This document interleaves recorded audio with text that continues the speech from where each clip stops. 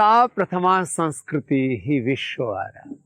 Nature से बड़ा कोई केमिस्ट नहीं है। हम प्रकृति और संस्कृति के उपासक हैं। आप सोच रहे होंगे कि स्वामी जी कहाँ इतने सुंदर सुंदर फूलों के बीच में आ गए। ये जो सुंदर सुंदर फूल आप देख रहे हैं ना ऊपर तक, आहा, ये सब सुंदर सुंदर फूल हैं अमलतास के। मैं खा के देखता हूँ कैसे अच्छे लगते हैं। क्या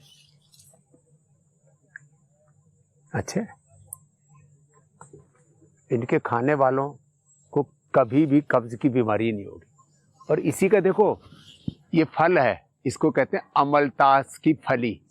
ये अब इतने सुंदर ये फूल जिसमें लगे थे, ये आपको मैंने अमलतास अभी दिखाया। इस अमलतास का प्रयोग करके कब्ज बहुत लोगों की समस्या है, और ये इतनी इसकी बड़ी बड़ी फलियां हो जाती हैं। ये बड़ी बड़ी फली, इसको ऐसे जब तोड़ देते हैं तो अंदर से देखो ये काला काला निकलता है। तो इसको जब ऐसे तोड़ देंगे तो ये ऐसे ये काला काला निकलता है। और दे दो, ये काला काला ऐसे निकलता है। और इसी काले काले को जब ये अंदर से ना, ये पूरा गीला गीला है ये, हाँ, इसमें बीज सा भी है ये।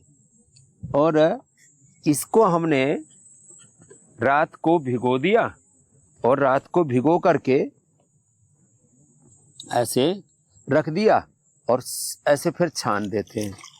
तो जब छान देंगे तो ये रात को भिगो करके सुबह सुबह भी पी सकते हैं, और सुबह भिगो करके रात को भी पी सकते हैं। ऐसे ये इसका पानी तैयार हो जाता है, और पानी पीने में भी थोड़ा मीठा मीठा सा लगता है। तो आप इसको इतना सा पी लिया करें। तो करीब 10-20 ग्राम भिगो करके और ऐसे ये पानी पी लिया। इससे टेस्टी, बहुत ज़्यादा टेस्टी भी नहीं कह सकते, और कोई बकबका भी नहीं लगता है, लेकिन ये पेट के लिए सबसे अच्छा लैक्सेटिव का काम करता है। लोग पेट साफ करने के लिए बहुत तरह की एलोपैथी की सिंथेटिक चीज़ें खाते रहते हैं। कुछ लोग इसबगोल खाते हैं, कुछ त्रिफला खाते हैं, कुछ लोग अलग अलग प्रकार के और चूर्ण खाते हैं पेट साफ करने के लिए। हर दूसरा आदमी कुछ ना कुछ खा रहा है। ज़्यादातर लोगों को तो या कॉन्स्टिपेशन या तो कोलाइटिस है। तो कॉन्स्टिपेशन के लिए बेस्ट है ये अमलतास। तो ये अमलतास की फली, अमलतास के फूल, अमलतास से आपका पूरा आज परिचय कराया। अब देखो ये पत्थर चटा है। इस पत्थर चटा के पत्तों को खा लो, कितने भयंकर किडनी का दर्द हो, गाल स्टोन, किडनी स्टोन के लिए इससे बेस्ट कुछ भी नहीं है। पत्थर चटा और लिथोम का प्रयोग करा करके हमने गाल स्टोन और किडनी स्टोन के लाखों नहीं करोड़ों लोगों को ठीक किया है। इतना जबरदस्त है। फिर देखो इधर ये जल जमनी है, इसको पानी के अंदर डाल दो तो पानी को ऐसे घट्ट कर देती है।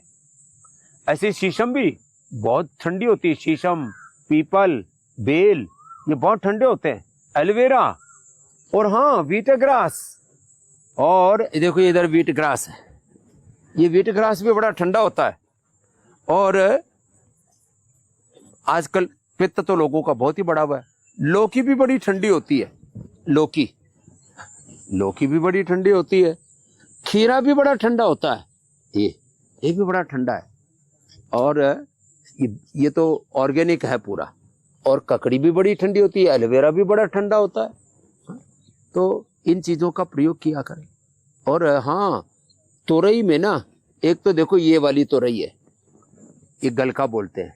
इससे ज़्यादा अच्छे पूरे साउथ में ये वाली खाते, देसी तोरई। पहले गांव में यही खाया करते थे, पता नहीं ये कहाँ से आ गई। तो इसमें ज़्यादा नहीं, बस थोड़ा सा इसके ऐसे इतना सा, बस ये थोड़ा सा छिलका उतारा, और फिर इसके बाद इसको काट करके, और इसकी सब्जी जो बनती है ना साहब, बेस्ट बनती है। और इतनी स्वादिष्ट बनती है, और इतनी पौष्टिक होती है, लाजवाब। मैं तो यही लौकी तोरई मेरी 365 दिन मेरे आहार में होते हैं। ये अनार भी रोज मैं खाने से पहले थोड़ा सा अनार, थोड़ा सा सेव, थोड़ा सा पपीता, जो भी उपलब्ध होता है थोड़ा सा लेता हूँ। ये लौकी की तरह हमने पेठे के बारे में भी कई बार बताया, ये पेठा भी अंदर के टॉक्सिन्स को निकालने के लिए बहुत ही जबरदस्त काम करता है। छोटी छोटी चीजें, उनके लाभ अतुल्य, अपरिमित, अनिर्वचनीय होते हैं।